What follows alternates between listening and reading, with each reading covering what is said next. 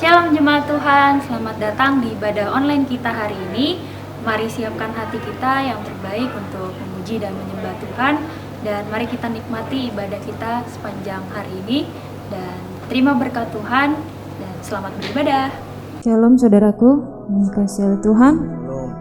Mari kita sama-sama datang ke dalam hadirat Tuhan. Pagi hari ini mari kita berikan yang terbaik buat Tuhan, sebab Dia sungguh baik dalam kehidupan kita, sebab sungguh besar kasih setia Tuhan. Dia telah mati, Dia telah bangkit, dan kita telah merayakan kenaikan Tuhan.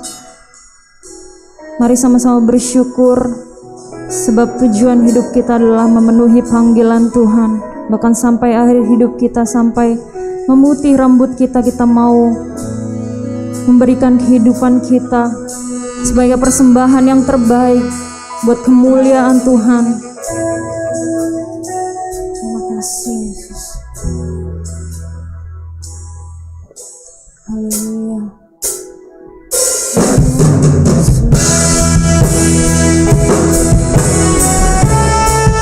Sebab Tuhan adalah Allah yang besar. Kami mau memuji dan menyembah Tuhan.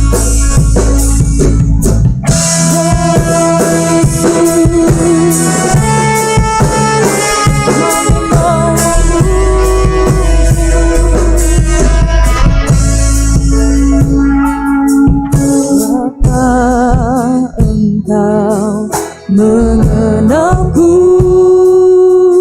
lebih dari siapapun. Engkau tahu ceritaku dan isi hatiku. Tak peduli masa lalu, Engkau tetap memilihku,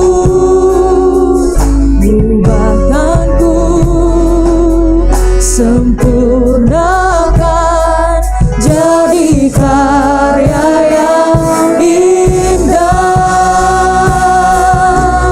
Ini aku percaya, tiada yang mustahil bagimu. Kuasamu, kuatanku, dasarku berharap.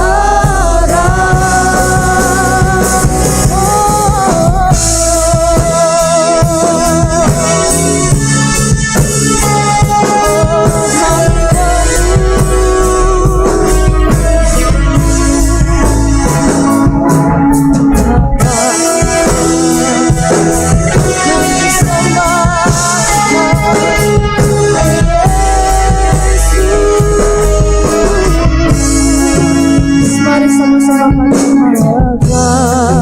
Engkau mengenangku lebih dari siapapun. Engkau tahu ceritaku dan isi hatiku. Tak peduli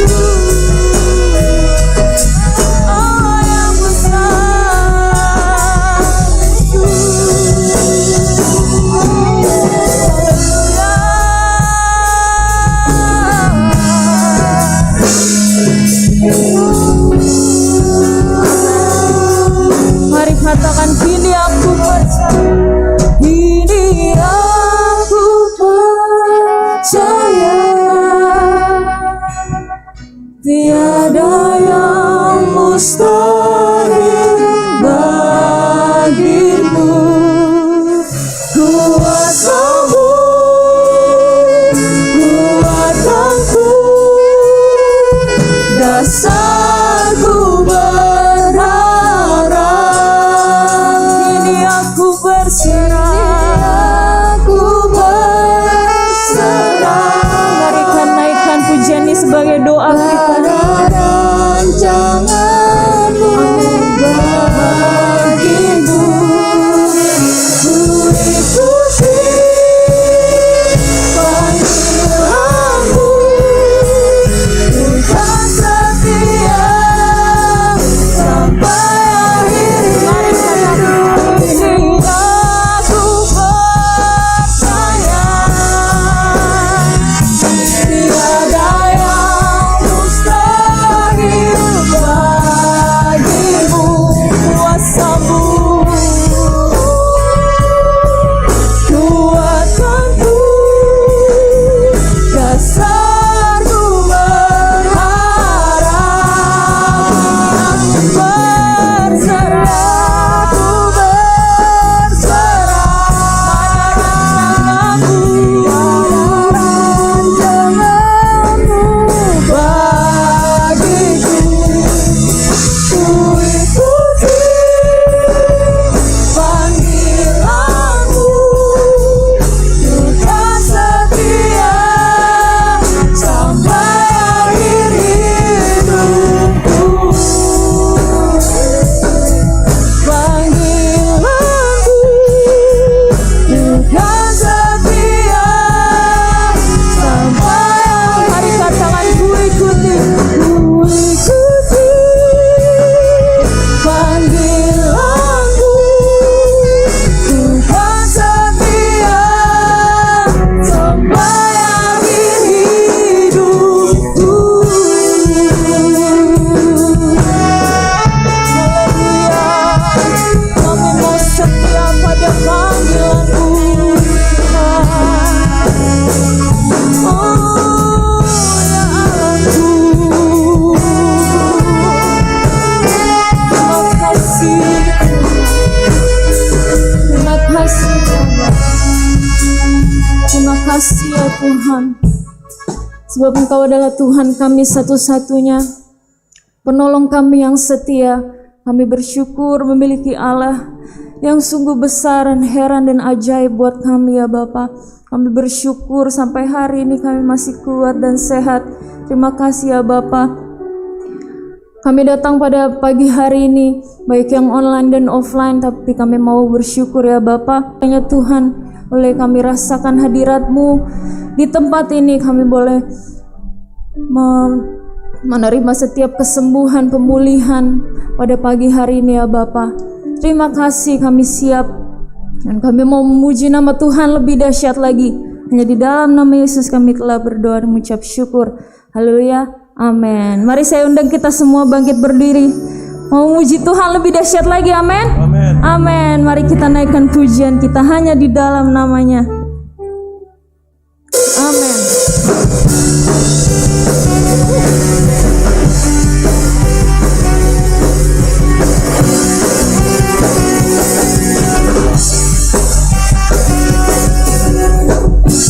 Firman terangi jalanku, Amin. perisai iman di setiap waktu. Yang ditulis kita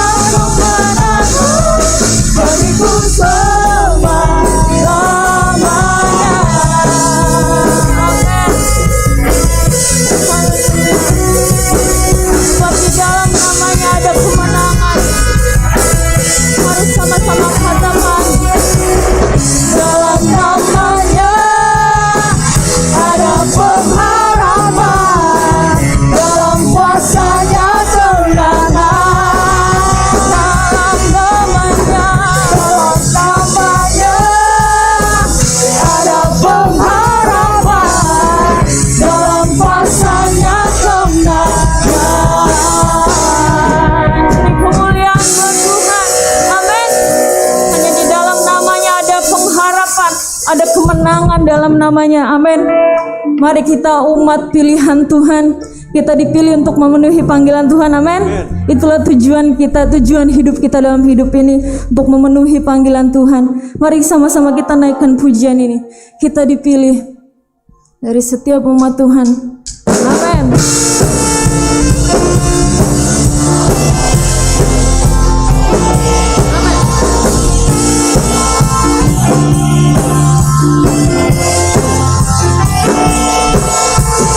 Saya dipilih dan dikuduskan, Memberitakan perbuatan memberitakan perbuatannya. Sekarang saatnya bangkit nyatakan, Yesuslah Raja pemenang.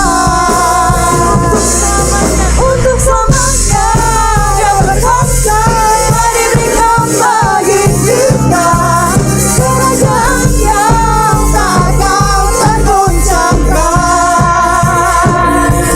Sampai selamanya pengharapan bergelora dalam kita, kekal mulia nama-Mu Yesus Tuhan. Amin.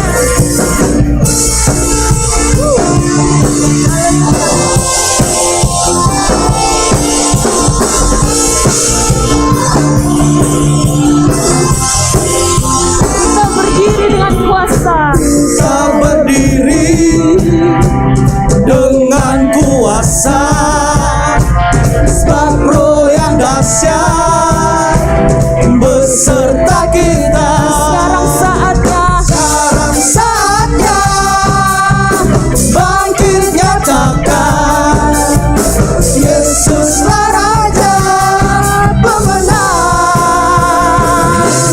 Untuk selamanya Dia berkuasa, telah diberikan bagi kita kerajaan yang tak akan tergoncangkan. Sampai selamanya pengharapan bergelora dalam kita, kekal mulia nama-Mu Yesus Tuhan.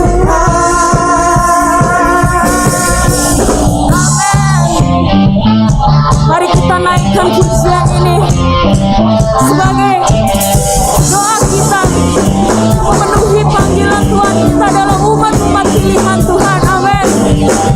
Pam pararam, pam pam pararam, pam pam pararam, pararam, pam pam pararam, pam pam pararam, pam pam pararam. Sekarang saatnya bangkit nyatakan, Dia yang besar, Yesuslah Tuhan. Sekarang saatnya Bangkit nyatakan, Yesuslah Raja pemenang. Untuk selamanya Dia berkuasa, telah diberikan bagi kita kerajaan yang tak akan tergoncangkan. Sampai selamanya pengharapan bergelora dalam kita, kekal mulia nama-Mu Yesus Tuhan. Kekal mulia nama-Mu Yesus Tuhan. Kekal mulia nama-Mu Yesus Tuhan. Pam pam pararam, pam pam pararam, pam pam pararam, pararam, pararam. Amin. Kekal mulia. Haleluya. Haleluya. Mari kita tetap rasakan hadirat Tuhan di tempat ini. Kita siapkan hati dan pikiran kita untuk mendengarkan kebenaran firman Tuhan. Biar firman itu bekerja dalam hati kita dan memenuhi hati kita. Mari sama-sama kita serahkan hidup kita, supaya Tuhan bekerja dalam hidupkan kita. Biar kita tahu apa yang Tuhan inginkan kita perbuat dalam dunia ini.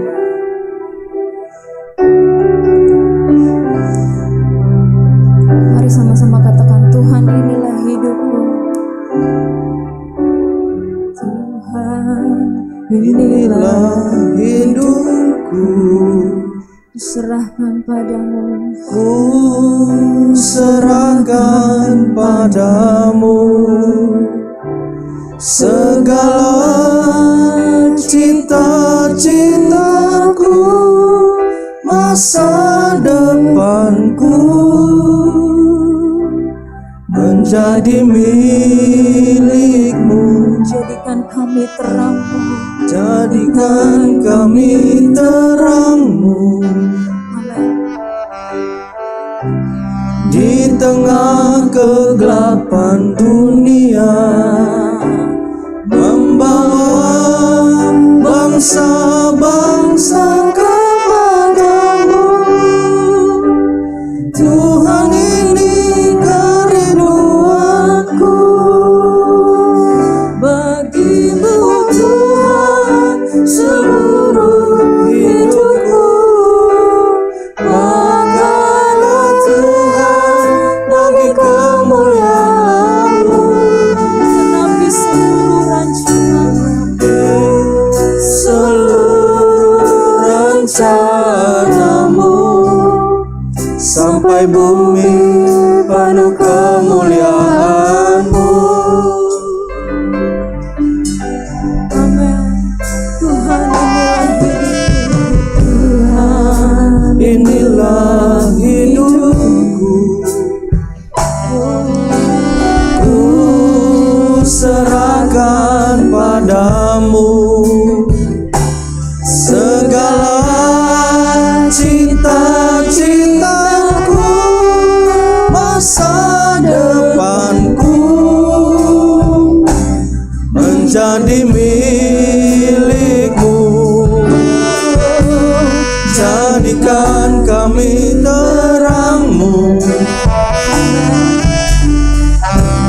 di tengah kegelapan dunia, membawa bangsa-bangsa kepadamu.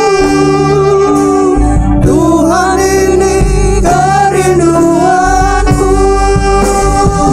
bagimu Tuhan seluruh hidupku. Pakailah Tuhan bagi kemuliaan-Mu, genapi seluruh rencana-Mu, sampai bumi penuh kemuliaan-Mu. Bagimu Tuhan seluruh hidupku, pakailah Tuhan bagi kemuliaan-Mu, genapi seluruh rencana-Mu, sampai bumi penuh kemuliaan-Mu.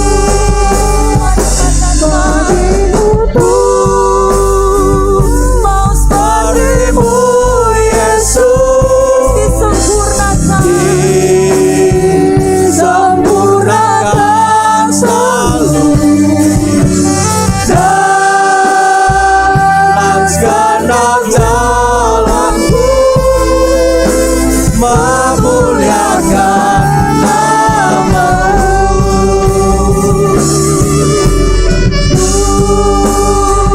Bagimu Yesus, disempurnakan selalu dalam segenap jalanku, memuliakan nama-Mu, memuliakan nama-Mu.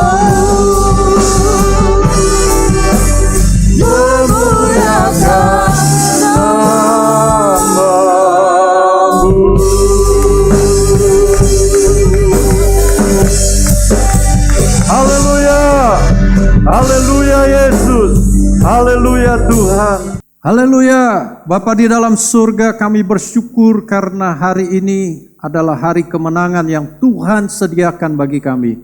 Kami bawa bangsa-bangsa di dalam dunia ini ke dalam tangan kemurahan Allah. Karena kami percaya hanya Allah saja yang dapat menyelamatkan bangsa-bangsa di dunia.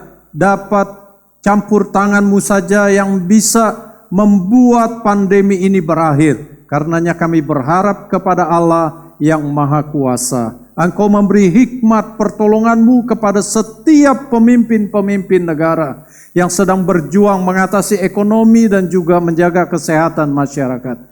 Terutama juga di Indonesia, Bapak Presiden kami beserta jajarannya. Engkau memberi hikmat pertolongan-Mu, Engkau beri kekuatan sehingga Indonesia bisa menjadi pulih keluar dari masalah-masalah yang ada. Kami berdoa supaya mereka yang sakit disembuhkan oleh kuasa nama Tuhan Yesus Kristus. Dan Engkau menyediakan segala pertolongan yang dibutuhkan bagi setiap umat Allah yang sedang berjuang juga di tengah-tengah pandemi ini untuk beribadah. Dan kami bersyukur sekalipun secara online kami masih bisa beribadah. Tuhan mengurapi kami, Tuhan memberkati kami, Tuhan memberkati tenaga-tenaga medis yang sedang berjuang juga dan aparat-aparat keamanan yang menjaganya. Tuhan akan menyertai mereka. Dan terima kasih hari ini kami mau beribadah secara online. Kami ingin mendengar firman Allah, urapan Allah turun atas hamba-Mu dan atas kami sekalian. Karena kami butuh firman Allah. Berbicaralah karena kami siap untuk menerima firman Allah. Dan kami siap untuk mempraktekkan firman Allah dengan pertolongan dari Allah Roh Kudus. Kami terbuka untuk dipimpin, disertai oleh Allah Roh Kudus. Berbicaralah ya Tuhan, karena kami siap untuk menerimanya. Terpujilah Tuhan Yesus kekal selamanya. Haleluya. Amin. Saudara yang dikasihi Tuhan, firman Allah pada hari ini temanya adalah menang melawan iblis. Kita tahu bahwa iblis adalah musuh kita.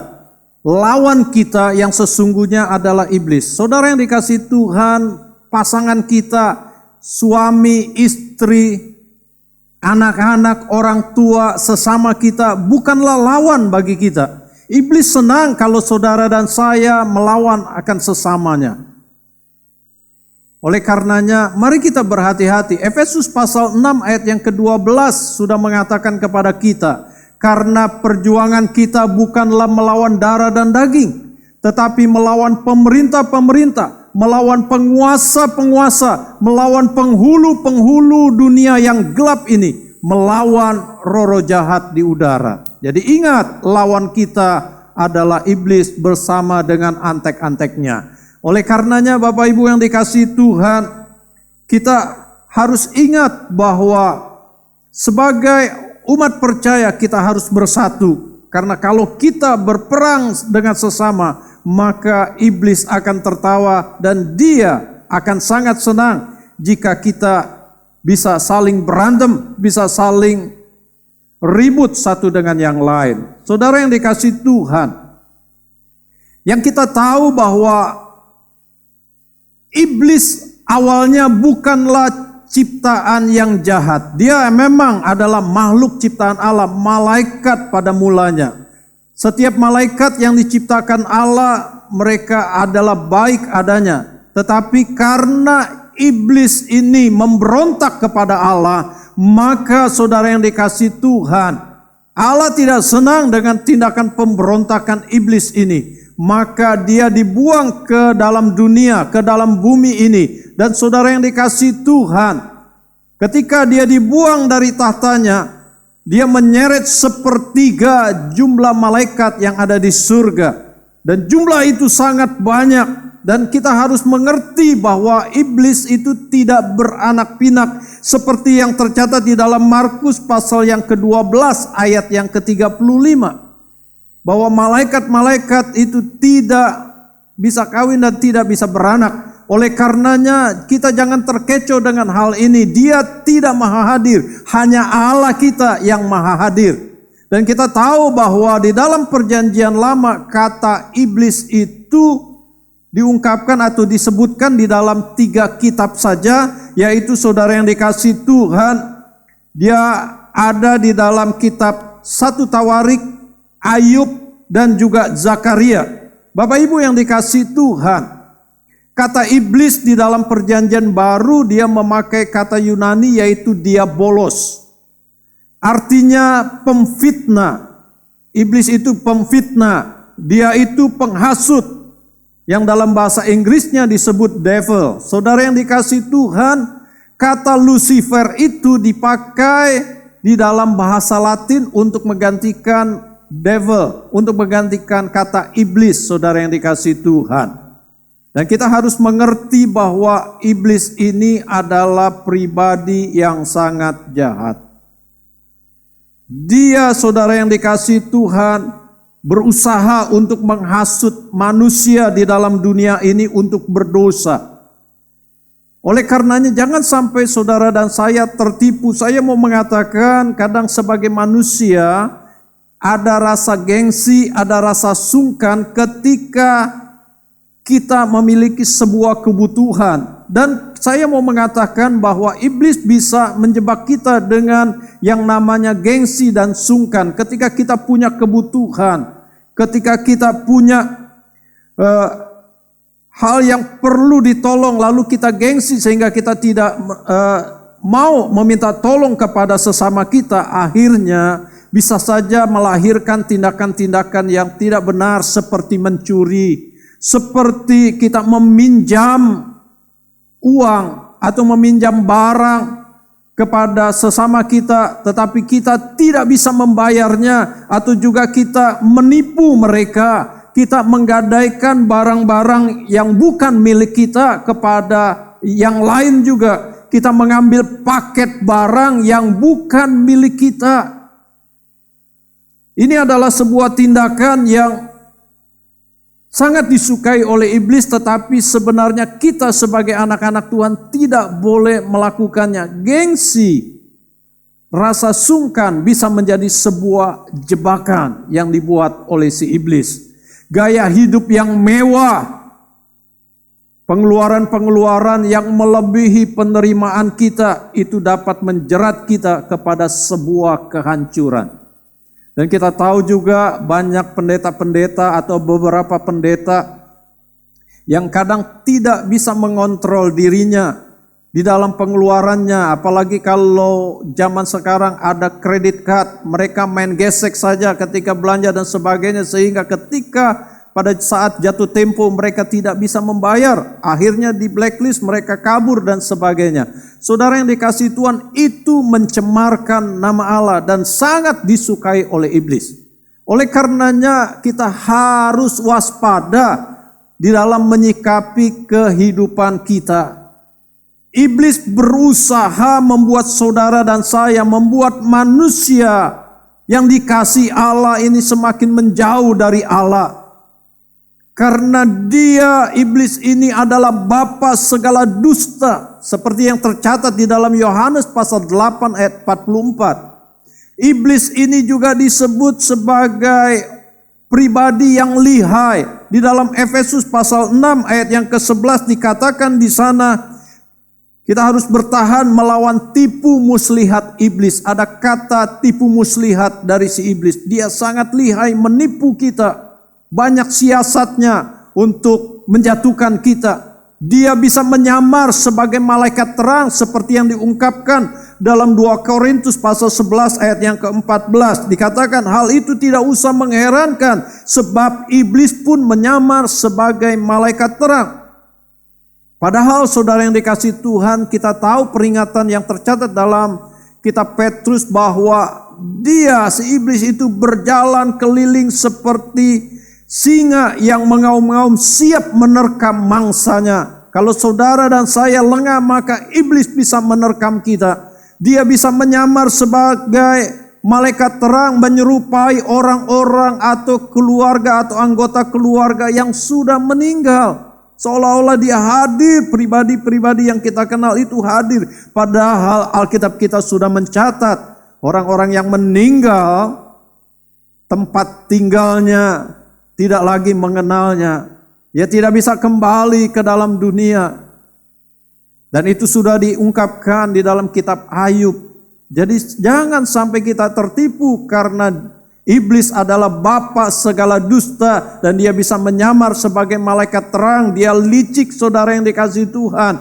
Dan kerjaannya yang lain adalah dia mendakwa kita di hadapan Allah seperti yang tercatat dalam Wahyu 12 ayat yang ke-10.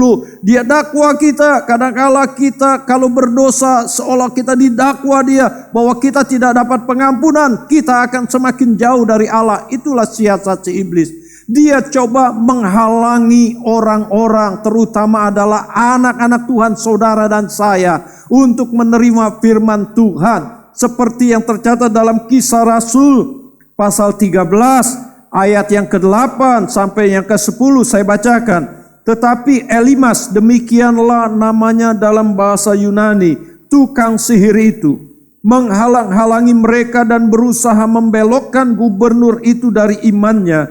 Tetapi perhatikan, Saulus juga disebut Paulus yang penuh dengan Roh Kudus, menatap si Elimas ini dan berkata, "Hai anak iblis, engkau penuh dengan rupa-rupa tipu muslihat dan kejahatan. Engkau musuh segala kebenaran. Tidakkah engkau berhenti membelokkan jalan Tuhan yang lurus itu?" Saudara yang dikasihi Tuhan, kita harus ingat bahwa ketika saudara dan saya menjauhi diri daripada kebenaran firman Tuhan, berarti kita sudah masuk dalam tipu muslihat iblis. Kita sudah dijebak oleh si iblis. Oleh karenanya Bapak Ibu yang dikasihi Tuhan, marilah kita memantapkan diri. Kita harus ingat ada area-area yang diserang oleh iblis di dalam kehidupan kita sebagai orang percaya. Yang pertama adalah tubuh. Ada sakit penyakit yang didatangkan oleh si iblis. Catatan Alkitab, ada wanita yang bungkuk. Dan ketika Tuhan mengusir setan yang menyebabkan bungkuk pada wanita itu, sehingga dia menjadi sembuh. Ada derita-derita yang dihadapi oleh manusia, dan itu bisa datang daripada si iblis. Kemudian iblis juga bisa menyerang manusia, yaitu jiwa dan rohnya diserang. Ada beban-beban mental yang membuat orang depresi dan ingin bunuh diri. Itu berasal juga dari si iblis. Ada sakit jiwa, ada orang-orang yang gila. Tidak semua skizofrenia itu adalah disebabkan oleh iblis. Tetapi ada orang-orang yang jiwanya terganggu. Itu karena kerjaan daripada si iblis. Bahkan ada orang-orang yang bisa jadi penyesat, bisa jadi penenung, bisa jadi dukun, pemberontak di dalam kehidupannya, berontak terhadap orang tua, berontak terhadap pimpinan. Dia tidak suka firman, tidak senang untuk berdoa. Dia bisa menjadi pembunuh dan pencuri. Itulah serangan iblis kepada manusia. Kita harus waspada dengan hal ini. Mari kita lebih dekat kepada Allah kita. Saudara yang dikasihi Tuhan, kita juga harus tahu bahwa ada area-area di dalam diri kita yang bisa diserang oleh iblis. Kita punya tubuh. Tubuh ini bisa kena sakit penyakit karena kuman, karena virus dan sebagainya. Tetapi ada juga sakit penyakit yang didatangkan oleh si iblis. Iblis menyerang manusia dengan sakit penyakit supaya apa? Supaya manusia itu menjadi frustasi dan pada akhirnya dia menjauh daripada Allah. Alkitab pernah mencatat ada wanita yang bungkuk dan ketika dihardik setannya dan dia menjadi sembuh. Lalu ada berbagai derita-derita yang dihadapi oleh manusia yang bisa juga dikerjakan oleh si iblis untuk membuat apa? Membuat manusia menjadi berdosa, membuat manusia menjadi jauh daripada Allah. Lalu Bapak Ibu Saudara yang dikasihi Tuhan, iblis juga menyerang jiwa dan roh manusia. Ada beban mental yang begitu berat dihadapi oleh manusia, oleh anak-anak Tuhan, sehingga dia menjadi depresi, saudara yang dikasihi Tuhan, dan berujung untuk mau membunuh dirinya. Dan itulah yang disukai oleh iblis. Kadang juga kita tahu ada orang-orang yang jiwanya terganggu atau dia sakit jiwa, gila, saudara yang dikasihi Tuhan. Tetapi berbeda dengan schizophrenia, saudara. Itu benar-benar adalah gangguan pada jiwanya. Tetapi ada orang-orang yang sakit jiwa gila, sebenarnya itu juga didatangkan oleh si iblis. Kita tahu ada orang gila di Gerasa yang pada akhirnya dia dilepaskan oleh Tuhan dari legion. Setan-setan yang jumlahnya banyak ada di dalam dirinya. Ketika setan-setan itu diusir masuk ke dalam kumpulan babi-babi, akhirnya orang ini menjadi sehat kembali. Ada orang-orang yang diserang oleh iblis jiwa dan rohnya. Dia jadi penyesat, menyesatkan umat Kristen demi untuk kepentingan dirinya.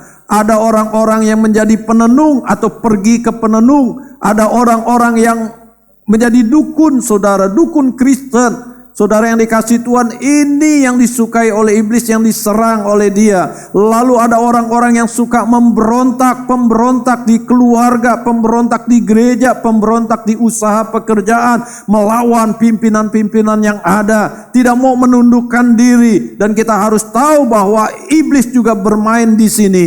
Ada orang-orang yang tidak suka dengan firman Allah. Ketika dia beribadah, saat sesi firman Allah, dia mulai ngantuk, lalu keluar, saudara, dan menghindar dari pemberitaan firman. Saya harus mengatakan kepada saudara bahwa itulah kerjaan iblis. Iblis sedang menyerang orang tersebut. Ada orang-orang yang tidak senang berdoa, dibuat menjadi tidak senang berdoa, seolah-olah doa itu adalah pekerjaan yang berat. Iblis menyerang jiwa dan roh daripada manusia untuk tidak menyembah kepada Allah. Ada orang-orang yang dijadikan pembunuh sesamanya, saudara. Ada orang-orang yang mencuri, menjadi pencuri daripada milik orang lain. Iblis menyerang manusia di dalam hal-hal yang seperti ini. Kita harus waspada. Dan kita harus ingat bahwa kita pasti dapat menang melawan iblis.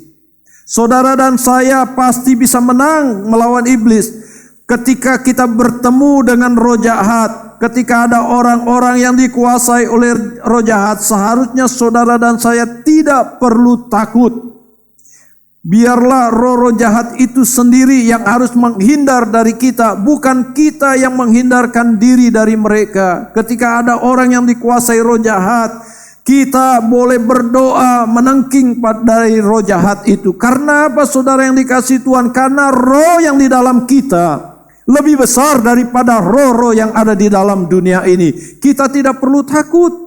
Jangan sampai ketika kita melayani orang-orang yang dikuasai iblis, lalu kita berdoa, kita mohon kepada iblisnya, tolong kamu keluar aja dari tubuh daripada orang ini. Tidak boleh kita memohon, kita harus punya otoritas, kita tengking dia keluar. Jangan juga kita mengatakan, saudara, kalau kamu tidak mau keluar, saya yang keluar. Pergi, saudara. Kita tidak boleh takut. Kita tidak boleh menghindar. Kita harus melayani. Karena roh di dalam kita lebih besar. Bahkan di dalam Lukas 10 ayat 19 dikatakan, sesungguhnya aku, Tuhan kita, telah memberikan kuasa kepada kita untuk menginjak ular, kalajengking, dan kuasa untuk menahan kekuatan musuh.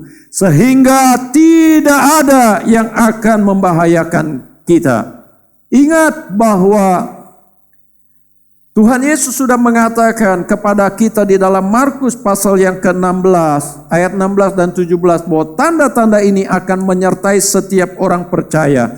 Mereka akan mengusir setan, memegang dan menginjak ular, minum racun maut, tidak akan mati. Kalau kita bergerak di dalam misi memenangkan jiwa, melayani jiwa-jiwa, kita tidak perlu takut, saudara yang dikasihi Tuhan. Karena Allah menyertai kita dengan kuasa yang luar biasa, dengan tanda-tanda ajaib. Ada kuasa yang ada di dalam kita. Kita pasti bisa menang melawan iblis. Oleh karena itu, saudara yang dikasihi Tuhan, marilah kita temukan cara yang tersedia yang diajarkan oleh Paulus di dalam Efesus pasal yang ke-6 ayat yang ke-10 sampai dengan ayat yang ke-18. Dikatakan di sana ayat yang ke-10, akhirnya hendaklah kamu kuat di dalam Tuhan, di dalam kekuatan kuasa-Nya. Kenakanlah seluruh perlengkapan senjata Allah supaya kamu dapat bertahan melawan tipu muslihat iblis. Karena perjuangan kita bukanlah melawan darah dan daging, tetapi melawan pemerintah-pemerintah, melawan penguasa-penguasa, melawan penghulu-penghulu dunia yang gelap ini, melawan roh-roh jahat di udara. Saudara yang dikasihi Tuhan, dikatakan di dalam ayat yang ke-10 dari Efesus pasal yang ke-6, hendaklah kamu kuat di dalam Tuhan. Inilah cara yang disediakan oleh Allah untuk kita bisa menang melawan iblis. Kita harus tetap kuat di dalam Tuhan. Kata hendaklah kamu kuat itu memakai kalimat present imperatif. Artinya dilakukan terus menerus, bukan cuma sekali. Bukan hanya waktu dulu, tetapi sekarang dan selanjutnya kita masih terus melakukan itu. Memiliki kekuatan di dalam Allah. Bukan kekuatan diri sendiri untuk melawan si iblis. Karena iblis, saudara yang dikasihi Tuhan, bekerja tiap waktu untuk menjatuhkan kita, untuk menjauhkan kita dari Allah. Oleh karenanya kita tidak boleh melawan si iblis dengan kekuatan sendiri. Dan kita tidak bisa menguatkan diri sendiri. Kita pasti kalah jika melawan iblis dengan kekuatan kita. Kita butuh kekuatan Allah. Kita butuh kuasa Tuhan yang akan menolong kita. Kita harus menang melawan iblis dengan kekuatan Allah, pasti menang. Saudara yang dikasihi Tuhan, karena iblis adalah makhluk roh, kita jangan mudah tertipu dengan dia. Dia bisa memakai bahasa roh atas orang yang dirasuknya. Saya pernah punya pengalaman seperti itu ketika melayani orang yang dirasuk setan, melepaskan orang itu dari kerasukan setan, saudara. Tiba-tiba orang ini bisa berbicara dalam bahasa roh, tetapi karena kuasa Allah di dalam saya lebih besar, sehingga kita tidak tertipu, saya tidak tertipu, dan saya tahu bahwa itu adalah iblis punya kerjaan. Maka saya tetap tengging keluar, saya usir keluar sampai akhirnya orang ini benar-benar bebas. Saudara yang dikasihi Tuhan, kita tidak boleh mengandalkan akal kita, kekuatan kita. Kita harus mengandalkan Tuhan. Ketika kita melawan iblis, tidak ada satu metode yang berlaku baku seterusnya. Karena kita butuh kekuatan Allah, pendekatannya pasti melalui pendekatan daripada Allah. Kuat di dalam kuasanya berarti kita harus dekat dan melekat kepada Allah. Kita tidak boleh menjauh dari Allah, kita harus bersandar kepada Tuhan, bukan bersandar kepada yang lain. Yakobus 4 ayat yang ke-7 mengatakan, karena itu tunduklah kepada Allah dan lawanlah iblis, maka ia akan lari dari hadapanmu. Saudara yang dikasihi Tuhan, kalau kita tunduk kepada Allah, kita mengandalkan kekuatan Allah, maka saudara yang dikasihi Tuhan, kita bisa menang melawan iblis. Ini adalah cara yang pertama yang harus kita lakukan untuk supaya kita menang melawan iblis. Kuat di dalam kekuatan kuasa Tuhan yang telah dianugerahkannya di dalam kita. Kita pakai otoritas yang dipercayakan Tuhan. Lalu yang kedua, saudara yang dikasihi Tuhan, di dalam Efesus pasal 6 ayat yang ke-11 sampai yang ke-17, di sana ada kita temukan cara yang kedua yang disediakan oleh Allah untuk kita bisa menang melawan iblis, yaitu kenakan dan gunakan seluruh perlengkapan senjata Allah. Ayat yang ke-11 berkata, kenakanlah seluruh perlengkapan senjata Allah. Supaya apa? Kamu dapat bertahan melawan tipu muslihat iblis. Ayat yang ke-13-nya, sebab itu ambillah seluruh perlengkapan senjata Allah. Kenakan dan ambil, supaya kamu dapat mengadakan perlawanan pada hari yang jahat itu, dan tetap berdiri sesudah kamu menyelesaikan segala sesuatu. Ada 3 kata yang saya kasih warna di sana. Yang pertama adalah dapat bertahan. lalu dapat mengadakan perlawanan, lalu tetap berdiri. Ini adalah kata-kata di mana kita pasti menang, saudara. Kita dapat bertahan melawan iblis. Kita dapat mengadakan perlawanan. Kita tetap berdiri kokoh di hadapan Allah kita. Haleluya. Kenakan seluruh perlengkapan senjata Allah. Saudara yang dikasihi Tuhan, kita menang bukan dengan cara kita mengasingkan diri, kita bertapa, menuntut ilmu, saudara, atau kita tidak kawin, menyendiri, dan sebagainya. Atau juga kita tidak bisa menang melawan iblis dengan menggunakan ornamen-ornamen Kristen atau benda-benda mistik Kristiani seperti apa salib untuk melawan iblis. Kita tidak bisa menggunakan Alkitab kita untuk melawan iblis, buku ini. Kita tidak bisa menggunakan apalagi saudara minyak urapan untuk melawan iblis dan menang. Kita juga tidak bisa menggunakan unsur-unsur perjamuan kudus untuk menang melawan iblis. Saudara yang dikasihi Tuhan, tidak ada benda-benda yang khusus yang bisa kita pakai untuk melawan iblis. Kita hanya bisa melawan iblis dengan menggunakan seluruh perlengkapan senjata Allah yang telah disediakannya bagi kita. Saudara yang dikasihi Tuhan, dikatakan di dalam ayat itu 14-17 ada kata seluruhnya, artinya tidak bisa sepotong atau sebagian. Secara utuh kita gunakan semuanya. Ada 6 perlengkapan senjata Allah yang disediakan bagi kita yang mau berperang melawan iblis. Ketika seorang prajurit ingin berperang, pasti dia dipersenjatai. Ada senjatanya, ada pelurunya, saudara yang dikasihi Tuhan. Tidak mungkin dia berperang tanpa diberi senjata. Inilah Allah kita yang luar biasa. Dia memperlengkapi kita dengan senjata untuk melawan iblis. Maka gunakanlah, kenakanlah dan gunakanlah seluruhnya, tidak sebagian. Yaitu saudara dikatakan gunakan ikat pinggang kebenaran. Ini berbicara apa? Berbicara pikiran yang benar. Supaya kita menang melawan iblis, kita harus punya pikiran yang benar. Jangan pikiran yang sesat, jangan pikiran kedagingan yang ada di dalam diri kita.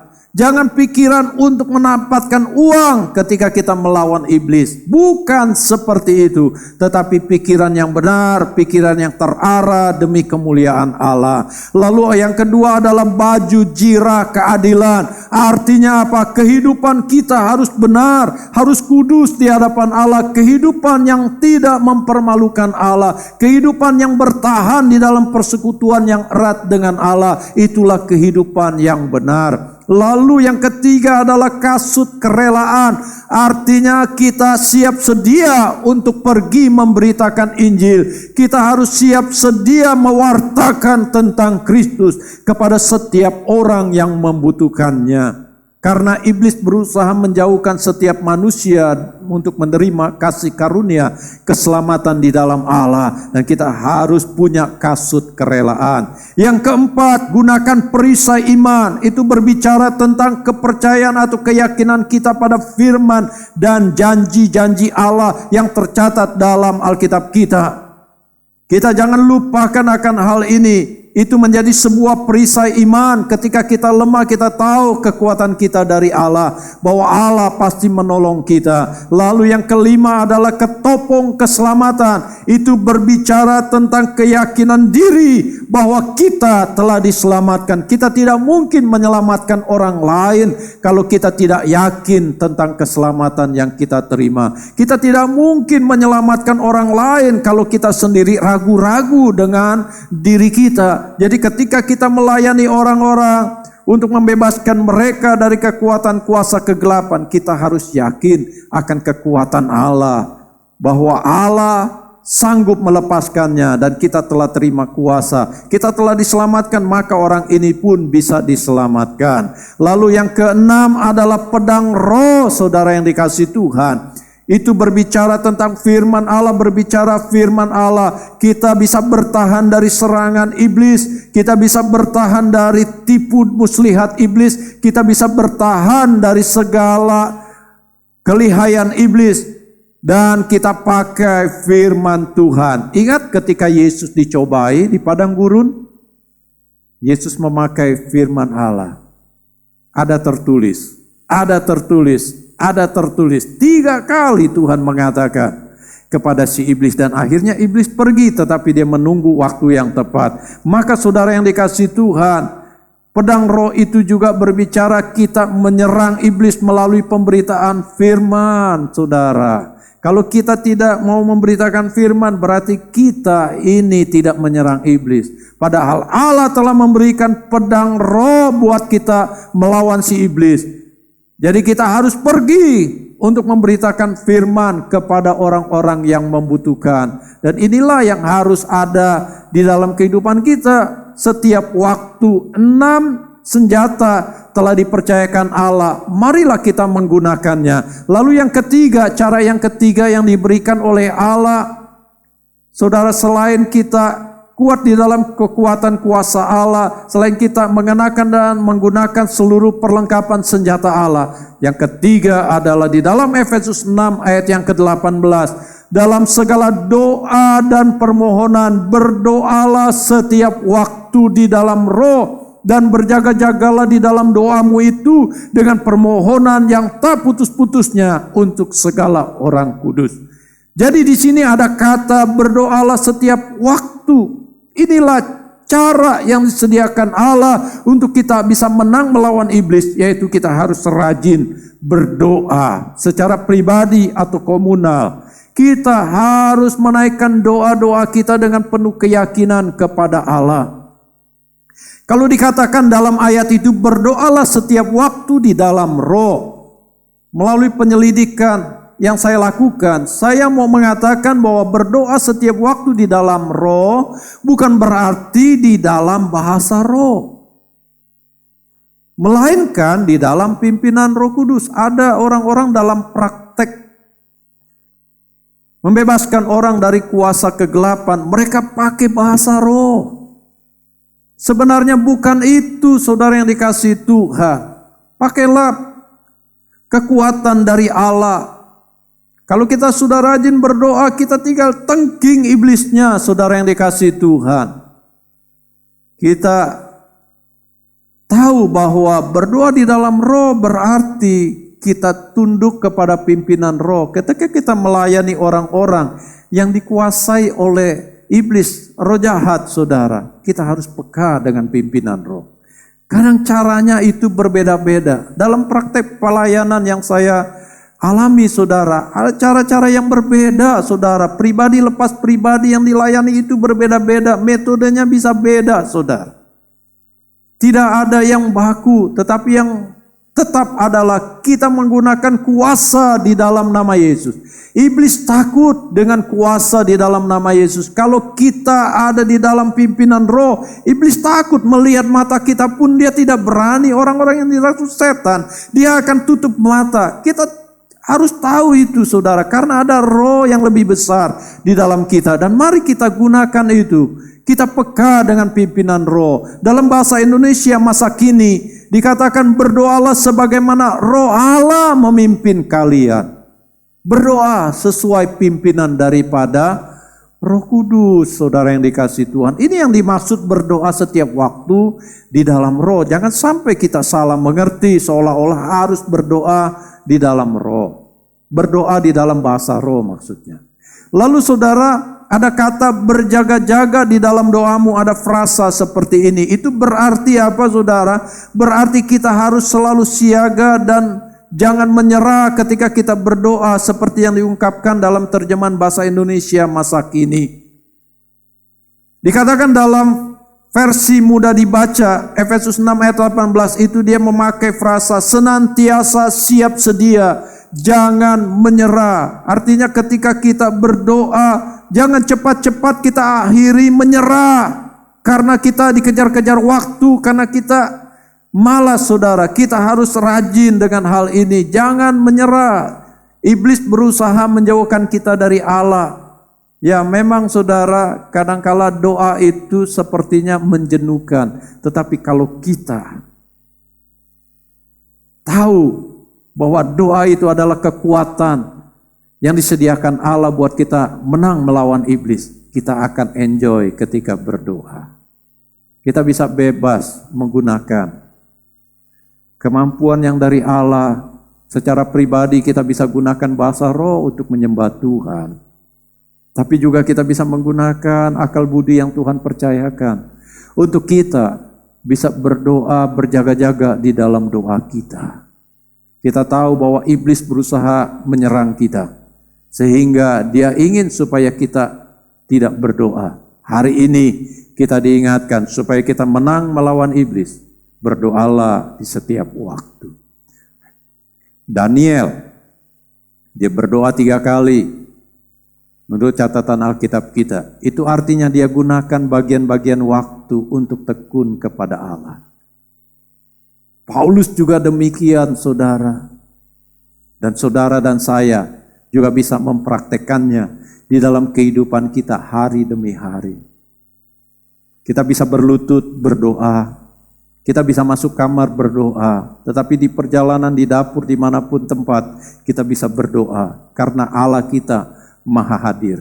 Dia tidak dibatasi ruang dan waktu. Kita bisa menghampiri Dia karena tirai bait Allah telah terbelah ketika Yesus mati di atas kayu salib menyerahkan nyawanya. Saudara yang dikasihi Tuhan, Allah adalah sahabat kita. Jangan kita malu untuk datang kepada Allah. Pada akhirnya saudara yang dikasihi Tuhan, kita pasti dapat menang melawan iblis dengan cara kuat di dalam kekuatan kuasa Tuhan. Lalu kita kenakan dan gunakan seluruh perlengkapan senjata Allah. Ingat, ada 6 perlengkapan senjata Allah. Lalu kita harus juga berdoa di setiap waktu kehidupan yang Tuhan percayakan. Berdoa bukan hanya untuk diri kita, tetapi juga kita bisa berdoa bagi orang-orang kudusnya, bagi hamba-hamba Allah, bagi sesama kita, bagi anggota keluarga kita. Terlebih buat mereka yang belum percaya, kita doakan supaya mereka dibebaskan dari selubung yang dibangun iblis, supaya berita kabar baik itu boleh tiba kepada mereka, dan pada akhirnya Tuhan membukakan iman mereka untuk percaya kepada Yesus. Inilah yang harus saudara lakukan supaya bisa menang melawan iblis. Saudara pasti menang karena Allah bersama dengan kita, karena ada kuasa di dalam kita, karena Dia tidak pernah meninggalkan kita. Mari kita kesatukan hati berdoa kepada Allah kita. Bapa di dalam surga, meteraikan benih firman-Mu di dalam setiap hati yang mendengarkan. Biarlah kami diberi keberanian untuk menghampiri tata kasih karunia Allah, untuk mendapatkan kekuatan kuasa-Mu untuk melawan si iblis yang berusaha menjauhkan kami daripada Engkau Tuhan. Biarlah kami tidak boleh tertipu lagi dengan dia. Kami mau menang senantiasa. Kami gunakan kekuatan kuasa Allah yang ada di dalam kami untuk melawan si iblis. Kami ingin menggunakan seluruh perlengkapan senjata Allah untuk supaya kami menang melawan si iblis dan selalu bertekun di dalam doa di setiap waktu yang Tuhan percayakan di dalam kehidupan kami. Jika kami masih bisa bernafas, itu tanda kami harus terus yakin dan terus datang menghampiri Allah kami. Bagi kami, bagi umat Tuhan, bagi orang-orang yang mendengarkan siaran ini, mendengarkan firman Allah, mereka yang selama ini terganggu oleh kuasa kegelapan, sulit tidur, mereka merasa tertekan, mereka punya sakit penyakit yang sudah diobati tapi belum sembuh. Saat ini kami berdoa di dalam nama Yesus, lepaslah segala kekuatan kuasa kegelapan dan engkau mengalami ketenangan, mengalami kedamaian dan mengalami kesembuhan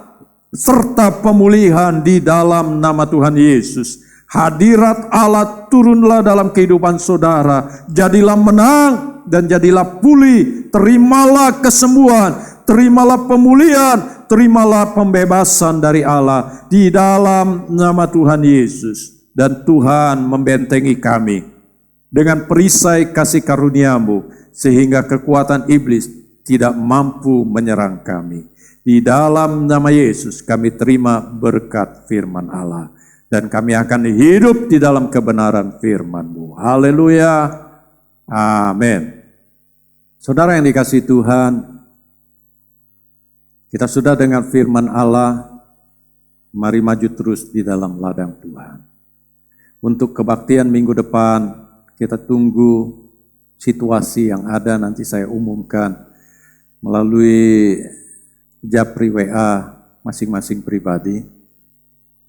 Kita berdoa supaya kondisi di Indonesia makin turun dan juga di dunia. Saudara yang dikasihi Tuhan, jangan lupa sebelum kita mengakhiri ibadah, saudara bisa menyerahkan korban-korban saudara, persepuluhan, persembahan saudara, ucapan syukur saudara, atau persembahan misi untuk mendukung saudara-saudara seiman yang membutuhkan. Silakan salurkan berkat-berkat yang dari Allah melalui rekening-rekening gereja yang ada di layar yang televisi atau layar handphone atau layar laptop saudara. Tuhan pasti memberkati saudara. Bakul makananmu tidak akan pernah kosong. Lumbung-lumbung perbendaharaanmu akan diisi kembali oleh Tuhan. Tuhan pasti membalasnya lipat kali ganda. Mari kita satukan hati, kita akan terima berkat Allah. Bapa di dalam surga, Engkau berkati tangan-tangan yang memberikan bagian berkat yang dari Allah untuk pekerjaan Tuhan melalui gerejanya. Berikan kepada mereka kemurahan hati. Berikan kepada kami kesukaan untuk berbagi. Diberkatilah tangan-tangan yang memberi. Diberkatilah mereka yang sedang kesulitan keuangan. Engkau akan campur tangan memulihkannya. Diberkatilah kesehatan kami masing-masing. Diberkatilah masa depan kami dengan penuh harapan. Diberkatilah rumah tangga kami. Diberkatilah usaha umat-Mu. Diberkatilah pekerjaan anak-anak-Mu. Diberkatilah pendidikan daripada anak-anak. Diberkatilah keluar masuk kami. Dilindungi oleh Tuhan. Pulanglah dan terimalah berkat damai sejahtera dari Allah Bapa. Kasih anugerah Tuhan Yesus Kristus. Penyertaan persekutuan Allah Roh Kudus menaungi kehidupan saudara. Mulai hari ini sampai Tuhan Yesus datang untuk menjemput kita. Setiap kita yang percaya bersama katakan, amin. Selamat hari Minggu, sampai bertemu minggu depan. Tuhan memberkati saudara. Shalom jemaat Tuhan, terima kasih sudah mengikuti ibadah online kita hari ini. Sampai pada akhirnya, kiranya setiap firman Tuhan boleh terus meneguhkan hati kita dan terus mengingatkan kita bahwa kuasa Tuhan ajaib dan kita selalu dilindungi dalam kesehatan dan kekuatan daripada Tuhan. Terima kasih, sampai bertemu di minggu depan.